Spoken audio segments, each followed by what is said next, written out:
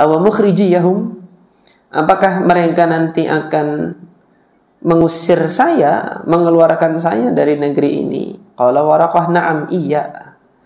Lam ya'ti rajulun qattu bimithli ma ji'ta bihi illa udiya.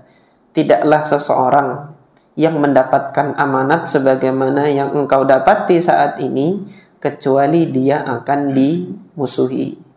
Nah, ini kemarin yang mungkin jadi sebagian alasan bagi teman-teman, iya, dakwah tauhid itu selalu dimusuhi. Benar, asal caranya yang baik. Itu berarti yang nggak seneng itu orang yang nggak baik kalau caranya benar.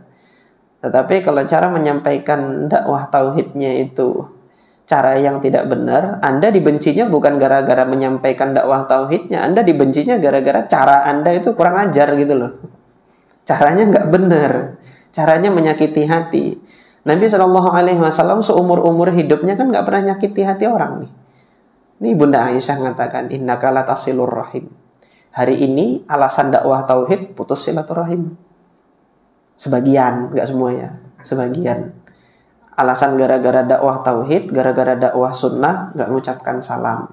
Ada, tapi nggak semua, sebagian. Nah, yang seperti ini yang kita perlu cermati, bahwasanya dimusuhinya itu gara-gara menyampaikan dakwah tauhidnya ini kah, atau gara-gara ada bumbu-bumbu lain yang tidak sedap gitu loh dalam menyampaikan dakwah tauhid tersebut. وَمَا لَنَا أَلَّا نَتَوَكَّلَ عَلَى اللَّهِ وَقَدْ هَدَانَا سُبُلَنَا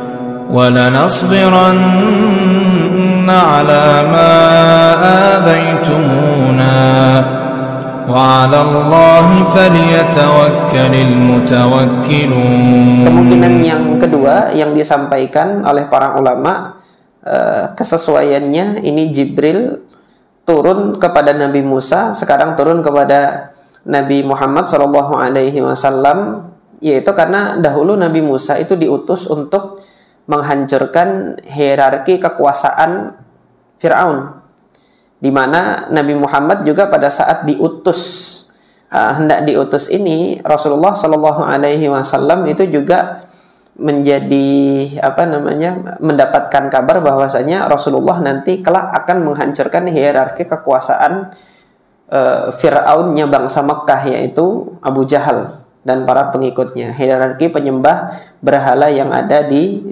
Mekkah. Nah, ini diantara kesesuaian yang disebutkan oleh para ulama. Bukan berarti nanti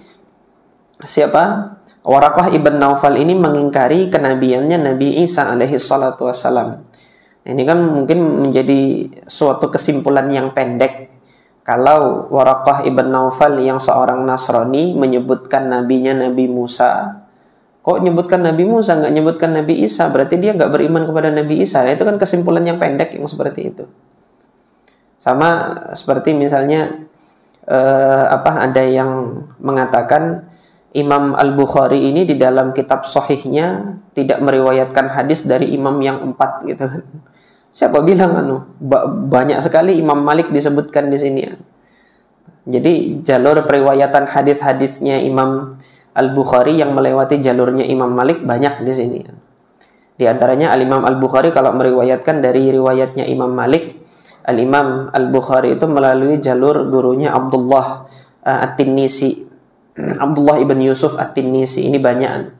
Adapun kalau Imam Muslim di dalam Sahihnya untuk meriwayatkan hadis-hadisnya Imam Malik, beliau lebih cenderung kepada guru beliau yang ada di Mesir, yaitu Al-Imam Yahya ibn Yahya At-Tamimi.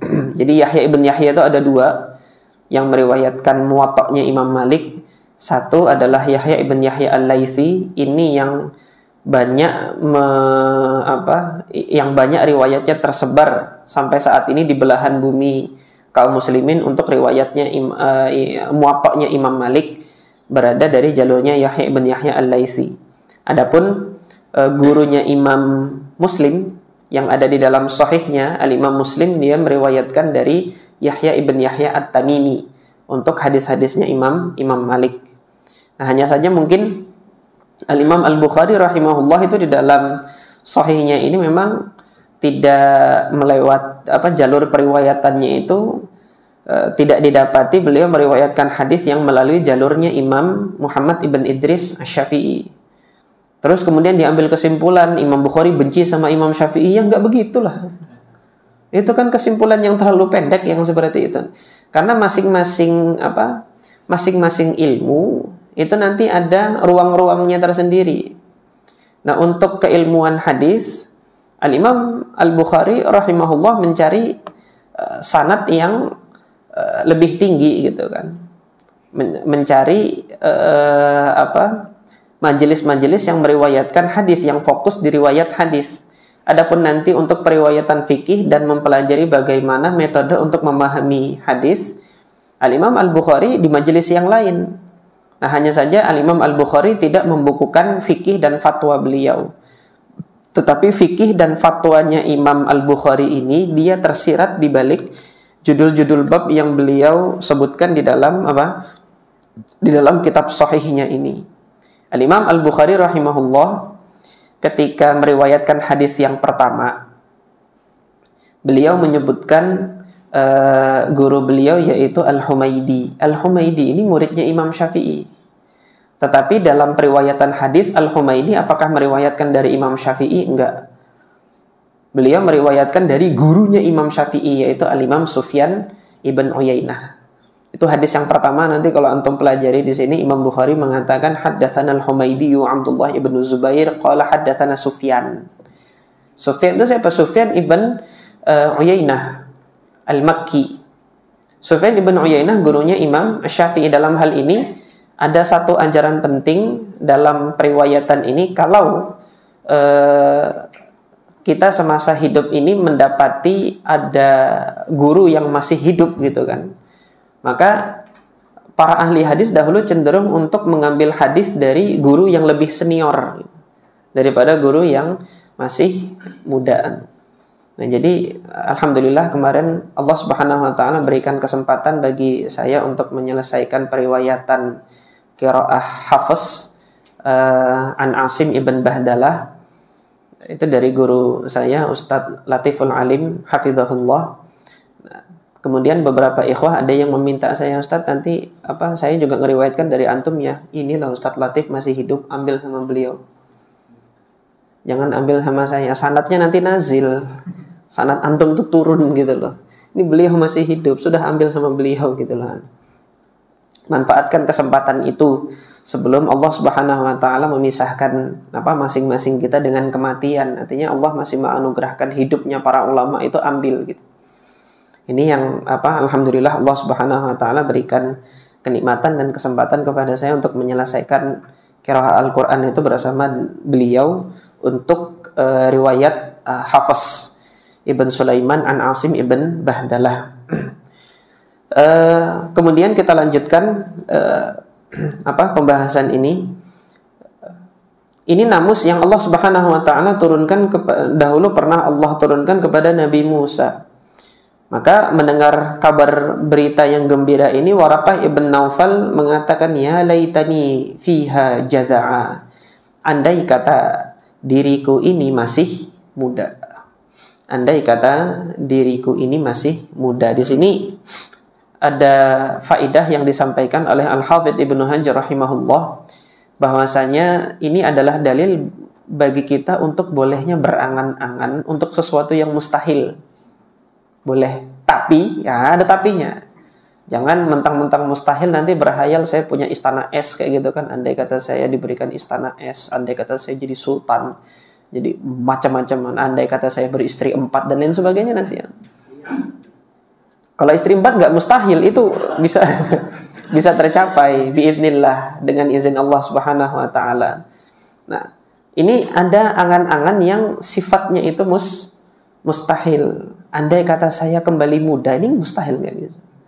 Tapi di sini diperbolehkan oleh syariat kalau ada tujuan baik yang hendak dicapai dari itu. Apa tujuan baiknya? Laitani akunu hayyan id yukhrijuka qaumuk. Andai kata saya masih hidup nanti pada saat kaum Anda ini mengusir Anda dari negeri ini. Itu andai kata gitu kan. Saya masih hidup. dan saya kembali lagi ke masa muda gitu. Itu yang diinginkan oleh Waraqah ibn Naufal. Heran Nabi sallallahu alaihi wasallam, faqala Rasulullah sallallahu alaihi wasallam mengatakan, "Aw mukhrijiyahum?" Apakah mereka nanti akan mengusir saya, mengeluarkan saya dari negeri ini? Qala Waraqah, "Na'am, iya. Lam ya'ti rajulun qattu bimithli ma ji'ta bihi illa 'udiya." Tidaklah seseorang yang mendapatkan amanat sebagaimana yang engkau dapati saat ini, kecuali dia akan dimusuhi. Nah, ini kemarin yang mungkin jadi sebagian alasan bagi teman-teman, iya, dakwah tauhid itu selalu dimusuhi. Benar. Asal caranya yang baik, itu berarti yang nggak seneng itu orang yang nggak baik. Kalau caranya benar. Tetapi kalau cara menyampaikan dakwah tauhidnya itu cara yang tidak benar, Anda dibencinya bukan gara-gara menyampaikan dakwah tauhidnya, Anda dibencinya gara-gara cara Anda itu kurang ajar gitu loh. Caranya nggak benar, caranya menyakiti hati. Nabi SAW seumur-umur hidupnya kan nggak pernah nyakiti hati orang nih. Ini Bunda Aisyah mengatakan, innaka latasilur rahim. Hari ini alasan dakwah tauhid putus silaturahim. Sebagian, nggak semuanya, sebagian. Alasan gara-gara dakwah tauhid, gara-gara dakwah sunnah, nggak mengucapkan salam. Ada, tapi nggak semua, sebagian. Nah, yang seperti ini yang kita perlu cermati, bahwasanya dimusuhinya itu gara-gara menyampaikan dakwah tauhidnya ini kah, atau gara-gara ada bumbu-bumbu lain yang tidak sedap gitu loh dalam menyampaikan dakwah tauhid tersebut. Nah, lam ya'ti rajulun qattu bimithli ma ji'ta bihi illa udiya, kecuali dia akan dimusuhi. Para nabi memang selalu Allah jadikan musuh-musuh dari kalangan setan manusia dan setan jin. Dalam hal ini kenapa nanti faidahnya akan kita ambil nanti setelah kita baca. Ini memang dalam dakwah itu Allah Subhanahu wa taala selalu jadikan penghalang untuk menguji kita apakah kita berhenti untuk berdakwah atau tidak. Wa in yudrikni yaumuka, kalau nanti hari di mana engkau itu diusir dari daerahmu nanti, dari Mekkah ini, ansurka nasran muazzara, sungguh aku akan menolong Anda dengan pertolongan yang kuat. Muazzara itu para ulama lughah menyebutkan diambil dari kata izar. Izar itu kan sarung yang diikat di pinggang, ini izar. Jadi di sini ada makna kinayah, ada makna kiasan. Ini juga berlaku dalam ucapan masyarakat kita hari ini. Mari kita kencangkan ikat pinggang. Itu maksudnya apa? Sungguh-sungguh. Kita mengencangkan ikat pinggang untuk membersihkan selokan misalnya. Itu artinya sungguh-sungguh kita mengerahkan kekuatan untuk membersihkan lingkungan. Ini ada selokan tersumbat, kita bersihkan gitu. Ada dua ungkapan yang mungkin sering kita dengar di tengah masyarakat kita untuk makna kesungguhan ini. Mari kita kencangkan ikat pinggang atau kita sing-singkan lengan baju gitu. Itu kan makna kiasan bahwasanya kita melakukan hal tersebut untuk suatu hal yang sifatnya itu sungguh-sungguh. Nah, ini Waraqah ibn Naufal juga mengatakan demikian, nasran muazzara ini pertolongan sebagaimana ketika saya sungguh-sungguh di saat saya mengencangkan ikat pinggang saya ini gitu loh. Ini kira-kira maknanya seperti itu. Sungguh saya akan menolong Anda. Tsumma lam yanshab, hanya saja tidak lama setelah itu Waraqah antufiya, lam yanshab Waraqah antufiya, tidak lama setelah itu akhirnya Waraqah ibn Naufal wafat. Allah Subhanahu wa taala belum mengizinkan beliau untuk mendapati masa dakwahnya Rasulullah sallallahu alaihi wasallam. Di sini Rasulullah belum memulai dakwah karena Allah belum memerintahkan beri peringatan. Nanti mendapat perintah untuk memberi peringatan setelah turun wahyu yang kedua, yaitu surah Al-Muddatsir, qum fa'andzir. Nah, di situ baru ada perintah beri peringatan. Qum fa'andzir, bangkit dan berikan peringatan. Nah, wafat Waraqah, wafat taral wahyu. Kemudian wahyu itu vakum selama beberapa saat. Nah, ini para ulama berbeda pendapat mengenai riwayat yang sampai tentang periode fatrah atau terhentinya wahyu, vakumnya wahyu itu berapa lama. Nah, di sini yang oleh Syekh Shafi'i Rahman Al-Mubarakfuri rahimahullah, beliau lebih cenderung kepada pendapat yang menyatakan bahwasanya fatratul wahyu atau masa vakumnya wahyu itu hanya berlangsung beberapa hari saja. Hanya berlangsung beberapa hari saja, nanti sampai turunnya surah Al-Muddatsir. Setelah turunnya surah Al-Muddatsir itu wahyu turunnya tatabu. Wahyu itu turunnya dia seperti air yang mengalir, hari ini turun, hari ini turun, hari ini turun, hari ini turun. Per surah atau kemudian beberapa ayat itu turun.